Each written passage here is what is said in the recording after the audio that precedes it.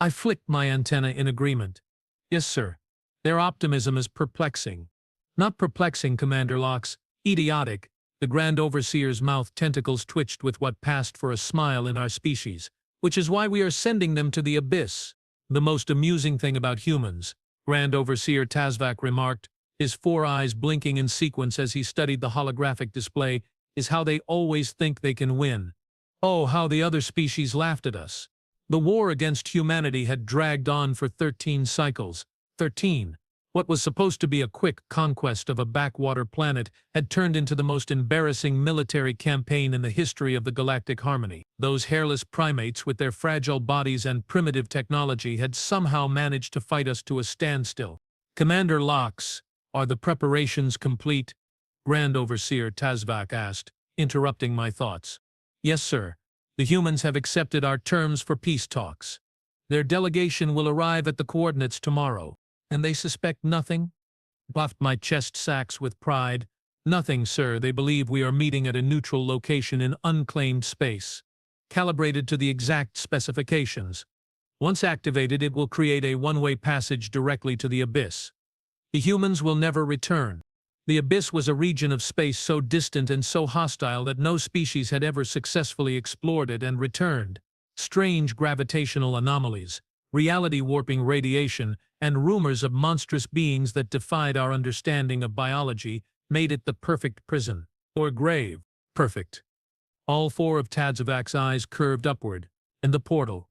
You have done well, Lux. The High Council will be pleased. I tried not to show my excitement.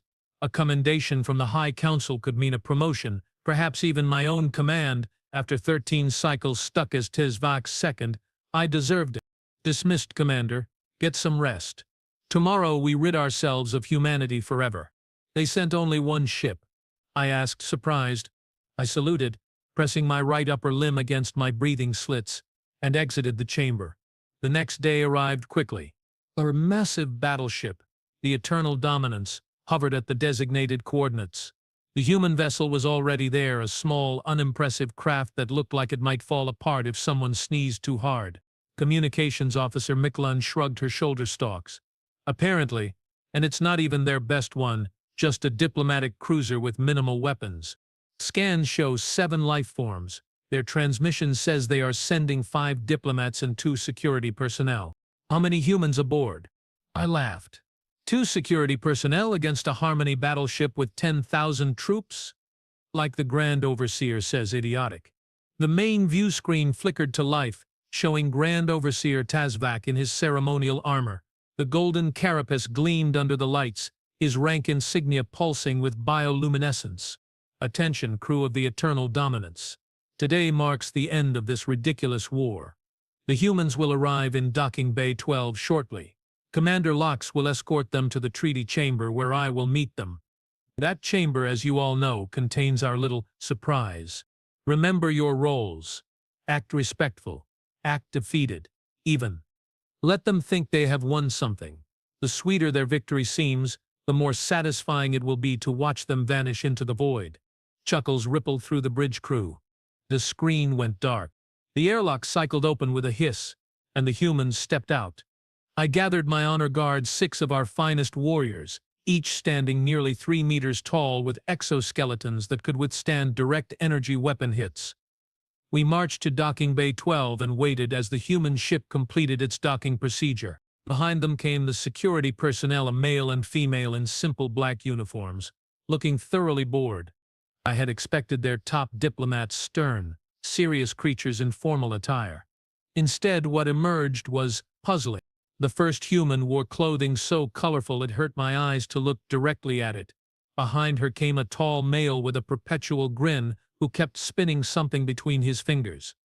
The third human was enormously fat by their standards, constantly wiping sweat from his brow. The fourth was so old I wondered how she was still functioning. The fifth was small, even for a human, with enormous spectacles covering half her face. Her tone was light, almost playful. It made my antennae twitch with irritation. "Greetings, Commander," said the colorfully dressed female, stepping forward. "I'm Ambassador Dana Bright. Thanks for not shooting us on the way in. That's always a nice start to peace talks, don't you think? Welcome aboard the Eternal Dominance. Ambassador Bright. I am Commander Lox. I will escort you to the treaty chamber. The tall male with the grin stepped forward. Nice ship you got here. Very shiny, very intimidating. I'm Jack Porter, cultural attaché. He extended a hand, apparently expecting me to shake it. This way, I said, turning abruptly. I stared at the offered limb until he awkwardly withdrew it. Love what you have done with the place, said the fat one, who introduced himself as Dr. Tommy Walker, scientific advisor. Very sterile. Reminds me of a hospital, or a morgue. As we walked through the corridors, the humans kept making comments. The elderly female, Dr. Eliza Winters, kept asking questions about our life support systems, our gravity generators, and our power distribution network. As if I would reveal such information to the enemy. The security personnel Max Reed and Olivia Torres kept their hands near their weapons but otherwise seemed uninterested in the proceedings. The small one with the glasses, who called herself Dr. Monica Lee, said nothing but took notes on a small device. We reached the treaty chamber, a massive room dominated by a circular table. Grand Overseer Tazvak waited, flanked by his personal guards. Wouldn't miss it for the world, Grand Overseer.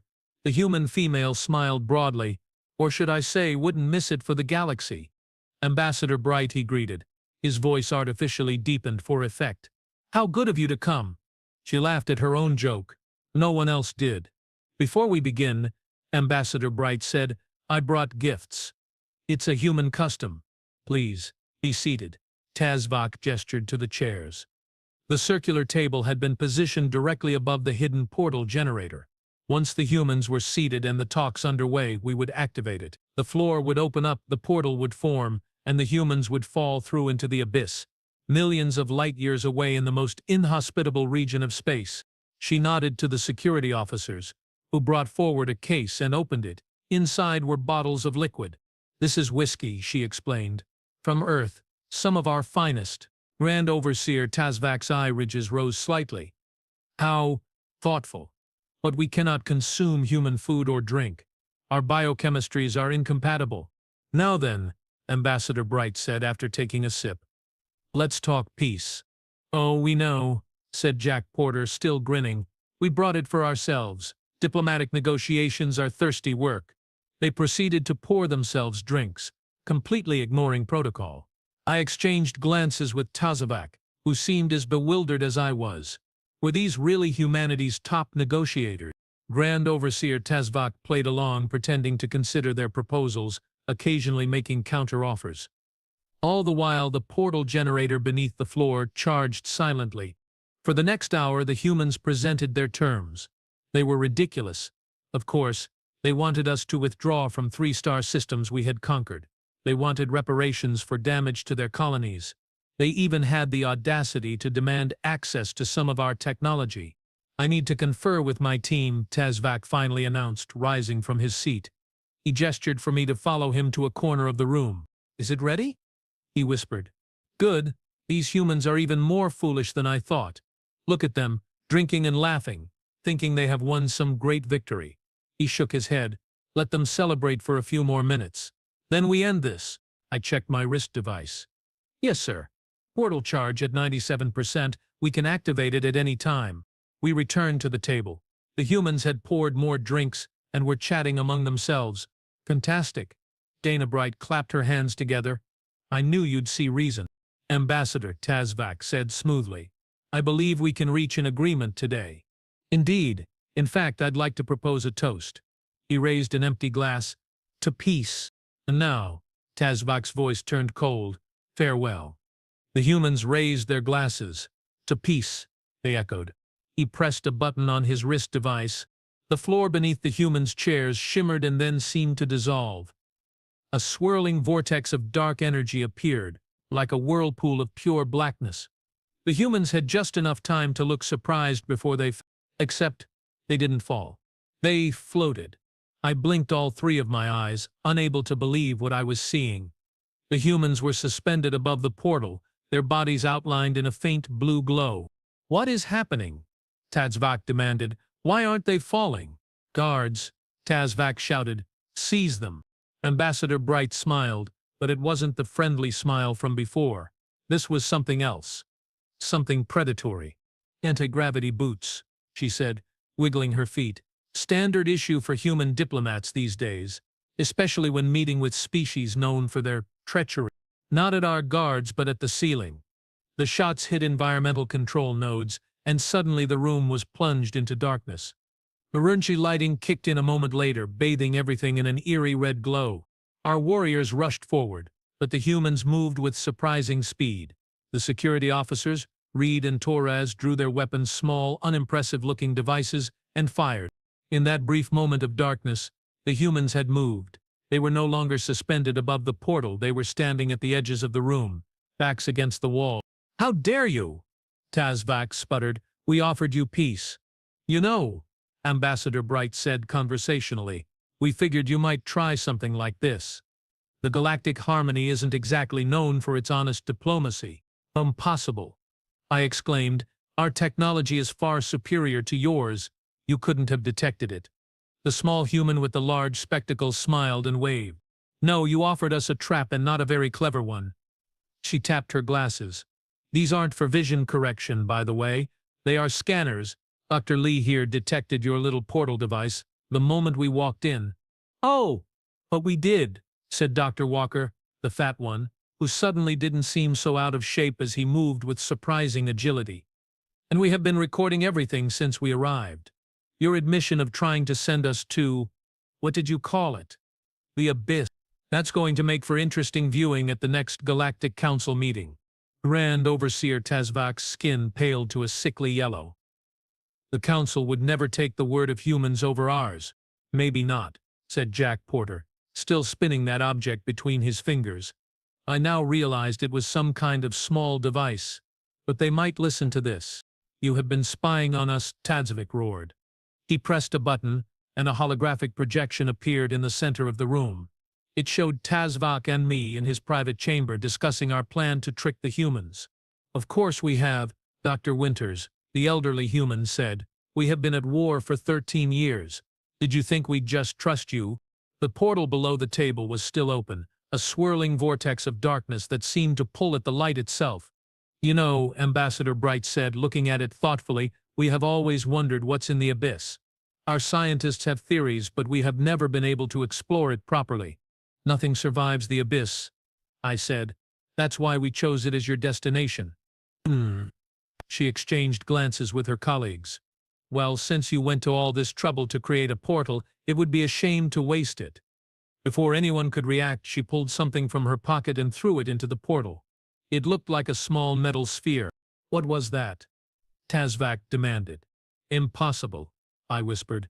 "No communication can escape the abyss. Just a probe," she said innocently. "With quantum entanglement communications, unaffected by distance or conventional barriers, we will know what's in your abyss within minutes. Want to bet?" Jack Porter winked.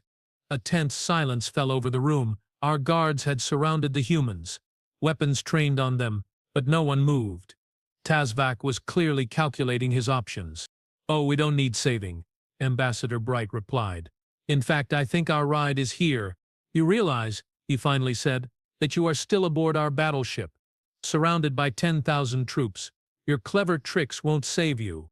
As if on cue, the entire ship shuddered. Alarm klaxons began to sound. "Impossible," Tazvac shouted. "Their fleet was tracked on the other side of the sector." "Grand Overseer," a frantic voice came over the communication system. "We are under attack. Human vessels have appeared from subspace all around us, dozens of them. They have breached our shields," the panicked voice on the comm continued. "They are boarding us." Another violent shudder ran through the ship. "That was our decoy fleet," Dr. Lee said, speaking up for the first time. Her voice was soft but confident. "Holographic projections and automated ships. Very convincing, aren't they?" I looked at the humans with new eyes. This wasn't a diplomatic mission. It was never meant to be. It was a distraction. "You planned this," I accused. "All of it." "All except the humans, who remained steady on their feet thanks to their anti-gravity boots." "Not all of it," Ambassador Bright admitted. "We didn't know about your portal to the abyss. That was a bonus. But the rest? Yeah, pretty much." The ship rocked again, more violently this time. The artificial gravity flickered. making us all momentarily weightless before slamming us back to the floor. As if to emphasize her point, the lights flickered and then went out completely. Emergency lighting kicked in again, dimmer than before. "I think," Ambassador Bright said, checking a device on her wrist, "we should move this conversation somewhere else. This ship isn't going to be habitable for much longer." "You are bluffing," Tazavok said, but his voice lacked conviction. "Your species doesn't have the capability to disable a Harmony battleship." "We didn't," Jack Porter agreed, "until we reverse-engineered the technology from the ships we captured in the Battle of Proxima Centauri." Another name for us to be embarrassed about. The Battle of Proxima Centauri had been a catastrophic defeat, but we'd managed to keep the worst details from spreading through the Harmony. "And now," Ambassador Bright said, "I think it's time we left, unless you'd prefer to join us." The floor beneath our feet vibrated. The portal was still active, the swirling darkness seeming to grow larger. Dr. Walker smiled. "That probe we sent in? It's not just for communication. It's also capable of manipulating space-time. Right now, it's reversing the polarity of your portal." "What's happening?" I asked, alarmed. "The portal should be stable." "Meaning what?" Tazvac demanded. "Meaning," Dr. Winters said with a grandmotherly smile, "that instead of sending things into the abyss, your portal is now bringing things out." As if on cue, the darkness at the center of the portal began to shift and change. Something was coming through. The first thing I noticed was the smell of cruddy alien, like nothing I'd encountered before. Then came the temperature drop, so severe that frost began forming on the metal floors. And then, shapes began emerging from the portal. Indistinct at first, shadowy tendrils that reached up and out, testing the air. Then more substantial forms, things that seemed to bend and twist in ways that hurt my eyes to look at. "What have you done?" Tazvac whispered, backing away. "Us nothing," Ambassador Bright said, sounding genuinely surprised. "This is your portal. Remember, we just adjusted it a bit. This is your chance, Grand Overseer," Ambassador Bright said, her voice suddenly serious. "Surrender now. Call off your troops, let us take control of this ship, and we can close the portal before anything else comes through." More shapes were emerging now, some small and darting, others massive and slow. None of them looked like anything from known space. They were creatures of the abyss, things that had evolved in conditions so alien that they barely made sense to our perception. Tazvac looked at the growing number of abyssal creatures, then at the humans, then at me. I knew what he was thinking. Surrender was unthinkable. No Grand Overseer had ever surrendered to an inferior species. It would mean disgrace, probably execution by the High Council. "How do I know you can close it?" he asked, his voice hoarse. "But the alternative?" "We can control it," she said. "But not for long. The connection is unstable." Another violent shudder ran through the ship. More alarms blared. In response, Dr. Lee tapped something on her device. The portal flickered, shrinking slightly before expanding again. "Grand Overseer," the frantic voice came again over the comm. "Human troops have reached Deck 3. Our forces are falling back." "Your choice, Grand Overseer," Ambassador Bright said. "But make it quick. Your ship is falling apart, and these abyssal creatures don't seem particularly friendly." I looked at Tazvac. For the first time in all my cycles serving under him, I saw fear in his eyes. Tazvac watched this with horror, then turned to the human ambassador. As if to emphasize her point, one of the smaller creatures, a thing like a cross between a spider and a gas cloud, floated toward a guard and enveloped his head. The guard screamed, dropping his weapon and clawing at his face. When the creature moved on, the guard's head was changed. Twisted. Parts of it seemed to be missing, not torn away but simply gone, as if those sections of reality had been erased. The guard collapsed, still alive but no longer recognizable as one of our species.